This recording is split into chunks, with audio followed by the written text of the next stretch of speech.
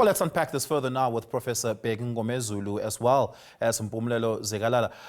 Gentlemen, good evening. Thank you so much for your time. Really do appreciate it. Mpumelelo, let's maybe start the conversation here. Section 141 of the Constitution is quite clear on what a motion of no confidence is, how it's constituted and how it's passed. KZN presents in this instance a very unique situation where we have 80 seats and the coalition bloc is divided dead down the middle of those 80 seats, 40 on each side. When the vote took place initially to vote in a government, all you needed was 50% of the vote. But to remove somebody, you need more than 50% of the vote. You need 50% plus one. What happens in the instance where the vote in the motion of no confidence reflects the vote that voted in the government, where it's evenly split 40 on each side? Does the motion fall? Does the motion get re-voted upon? Is there an opportunity for renegotiation, for floor crossing to take place? Or is it simply a fail of the motion and we move on? Good evening to you, also to Zikalala and the viewers. It does fail. Remember, the Constitution is very clear. It says the majority. So if you fail to attain the majority, it means that you haven't attained the threshold that must be attained. But here it's a unique situation because you also have the Speaker that is supposed to be there to be the presiding officer. So if it falls dead on a 50-50 split, you then say to the Speaker, yeah, we are going to provide a unique situation where you are also going to vote. Let's say what your vote is going to say, and then we'll take it from there. So on this one tomorrow, you cannot run away from the majority vote which is required by the Constitution. If it says majority, it must be 50 plus 1. If you fail to attain the majority, that means your motion that you have submitted has failed. Now, it's common practice, Mpumelelo, for the Speaker to have a tie-breaking vote. But does that apply in the instance even of a motion of no confidence? Yes, it does. It's still the same. So all those applicable powers which are applicable to the Speaker will apply even in a motion of no confidence. What is required from the side of the Speaker is for the Speaker to always remain impartial and non-partisan during the process. So the step one would be, can you please go and vote as members of the provincial legislature without me as a Speaker being there? If the results come back and it's a 50-50 split, then I would exercise my vote or my right to vote as a provincial legislature member. And then it either would sway yay or nay, depending on whether the majority has been ascertained. The most important part, which is most important word which is going to be buzzing tomorrow, is majority. If you attain the majority, the motion succeeds. If you don't, the motion doesn't succeed. Yeah, well, let's talk about it. Bheki Mngomezu, Prof, let me bring you into the conversation here. It's the NFP that made this government happen when that vote took place in July last year.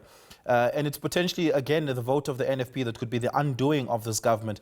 But it's the NFP plus perhaps the chaos of the ANC, the chaos of the DA, or perhaps even the chaos of the IFP, although seemingly a lot more stable there. How do you see this playing out? Good evening, Oliver. I must say that my network is weak, but we'll see how it goes. I also greet my colleague, Mr. Zikalala. No, there is a lot at stake tomorrow.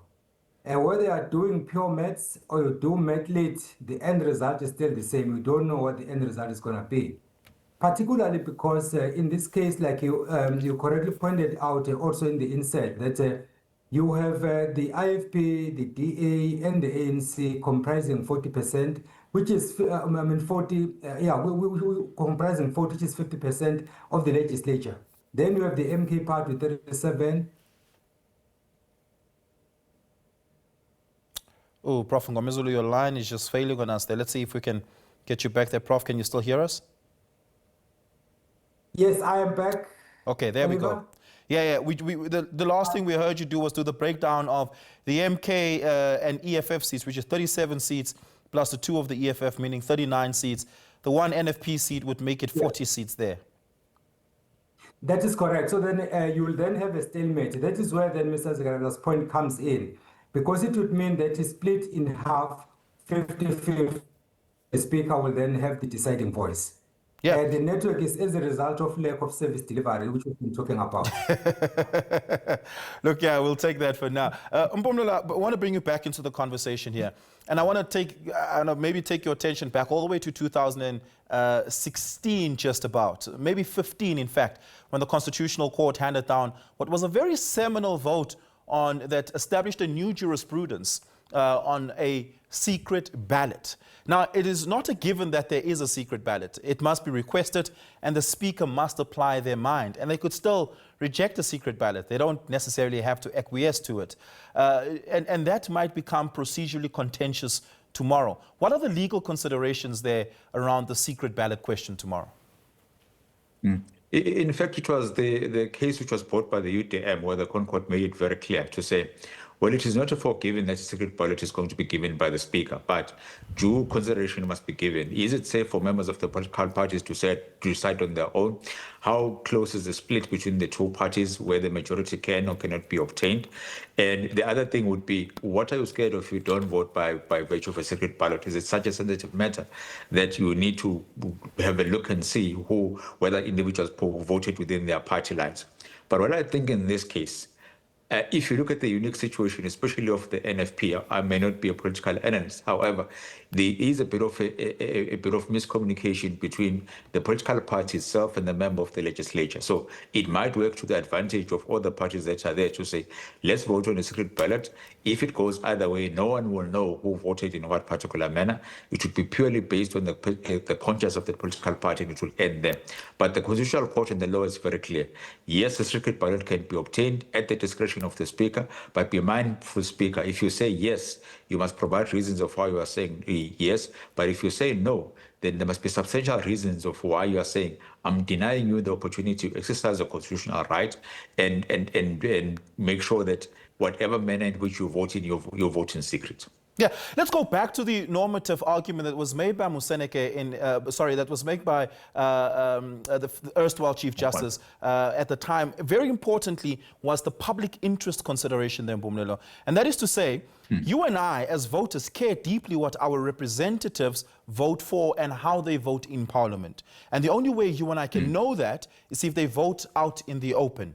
Therefore, a secret ballot takes away the public interest element that ought to be safeguarded here. The determinants of a government is an important part of a democratic process.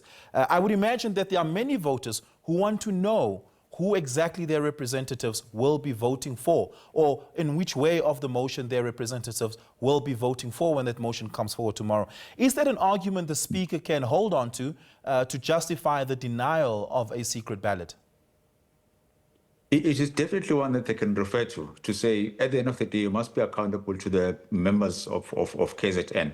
So one way of being able to do that is being able to exercise your vote. But at the end of the day, remember that when you get into Parliament, yes, you're representing a political party, but you are representing more members of KwaZulu-Natal rather than your political party. That has been made clear a number of times when the vote of no confidence in a secret ballot has been supported even by Parliament itself. So it's a balancing act between those two. One, do I want to be as accountable as ever when it comes to members of the legislature, provincial legislature voting? Or do I want to make sure that a person that has gone into the provincial parliament, took an oath, will exercise based on what is in the best interest, based on their ability and what they think is going to assist the people of the provincial government in KwaZulu-Natal?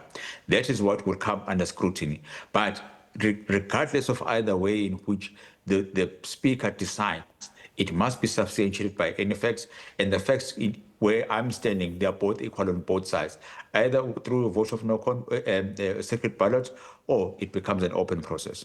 Yeah. How do you see this playing out tomorrow, Prof? Do you see the Speaker acquiescing to a secret ballot request? Honestly speaking, Oliver, I'm not too sure, particularly because the Speaker is not non-partisan. The Speaker comes from the ANC, and the ANC has already made a pronouncement that it is going to support the IFP and the DA. So looking at it from that point of view, then you might say that it's almost a foregone conclusion. However, taking into consideration the point that Mr. Zikalala is making, that when the Speaker exercises her constitutional right to decide whether to allow this to be a secret ballot or to be an open voting system, then of course she can then apply her mind independently and then look at the issues and then say, let us have a secret ballot if that is what we want. So that at the end of the day, there will be no people who will have qualms and say the results that came out are not the results that would have come out if you had a secret vote. So I think that the speaker basically is the one who's going to save the people of KwaZulu-Natal through her decision. But as Mr. Zikalala was saying, either side or either decision she takes will still be in the confines of the law, not necessarily that I should be breaking the law. But the last point, Oliver, is that it's one thing to follow the legal prescripts, it's the other thing to understand the political context within which you are operating. Because in this case, whatever decision she takes, then the people of KwaZulu-Natal will then have a say in what happened, even though they can't reverse whatever decision. Yeah, this is quite a convoluted intersection of law and politics, and it certainly can't be inextricably untied from each other. Perhaps to ask this question, Prof, on whether or not on the stability of it all. If a secret ballot vote does happen, can you trust either party to toe the party line and to, by extension, toe the coalition line? Can you trust the ANC to all vote in the same direction should this take place under secret ballot tomorrow? Oliver, the deciding factor here will be blue lights. Who is enjoying blue lights? And then those people will definitely want to maintain the status quo because that will guarantee them blue lights. Other members who are just members of the legislature but don't exercise or don't have that right of having these blue lights, chances are many of them might vote differently. Look, for example, at what has been happening within each political party. Let's take the ANC Youth League has been making some raising some concerns, serious concerns about their own organization's decisions. Then look at the IFP. There are members in the IFP who have been raising concerns about their own party, even the very fact of agreeing to any form of agreement with any other political party. So if those people were to vote secretly, anything is possible. Yeah, and just maybe a question on the Democratic Alliance. Quite interesting, and we have it on good on record and in good confidence that the Democratic Alliance had assembled all their caucus members in Maritzburg this evening already to get them out of the way of being potentially swayed, lobbied, and persuaded otherwise. It seems as though they too may not entirely trust all their members. But I mean, this is ultimately a test on the strength of the negotiations, not just at a provincial level, but at a national level. I have no doubt that the national leaders would have, at least at some level, discussed this upcoming motion of no confidence of the parties that form the quote-unquote Government of National Unity Coalition. And that being said, how pivotal is this in determining the national strength of the coalition agreement?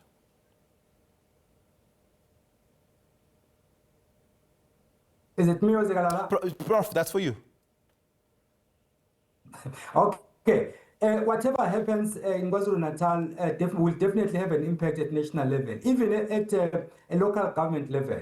Remember that after the MK party indicated that it was tabling this motion of no confidence, there was an issue in uMkhonto, the district municipality, where the IFP had taken that municipality from the ANC, and the ANC was not happy. And then, of course, they had to hold urgent meetings to say to the IFP, you have two options. One, you give us back uMkhonto, the district municipality, in which case then we are going to defend Mr. Ntuli in the legislature.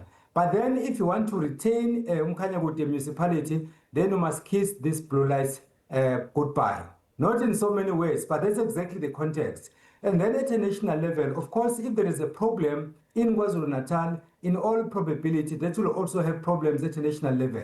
Because the reason why we have this current government in KwaZulu-Natal is because of a decision that was taken at a national level where the ANC, the DA, and the IFP agreed to work together at a national level. And then I still remember that statement by Mr. Hlabisa, where he was saying that the decisions taken at a national level have no bearing at a provincial level. But in the same statement, he also said that as the IFP, we have already nominated Ntuli, and the ANC and the DA have already agreed. So there is synergy there, national, provincial, local. Yeah. Just to ask Mpumelelo, just a last question there. A procedural deadlock might possibly play itself out tomorrow. And that is to say that for some reason a vote doesn't actually happen. The proceedings or the sitting gets disrupted for one or other reasons, and the speaker decides to adjourn the sitting of the day. Does that mean that the vote falls away altogether? Not necessarily. It can still come back if it is resubmitted or if there's a procedural flaw that can be fixed and it may come back again. But what the focus will be tomorrow, regardless of who wins that particular vote, it may still be subjected to some type of litigation to fight or maybe to question the procedural aspect that would have taken, record keeping that would have taken, the attendance of members that are there, whether it's by secret ballot or open, especially it's by secret ballot where the ballot papers counted correctly, where they're done in a proper manner. So there are many things, for a lack of better word, that could go wrong or that can be challenged at a later stage. So it's crucial that when the sitting starts tomorrow, the rule of law must be followed, procedures must be followed, and the decorum of the House must be followed to the T, so that it doesn't prevent any further disputes that may lead us to going to court. And it would end up being the courts which are deciding whether the vote was valid or not. Yeah, Mpumelelo, thank you so much for your time. Really do appreciate it. Mpumelelo Zikalala is a legal analyst. Professor Bheki Mngomezu is a political analyst. That vote takes place tomorrow.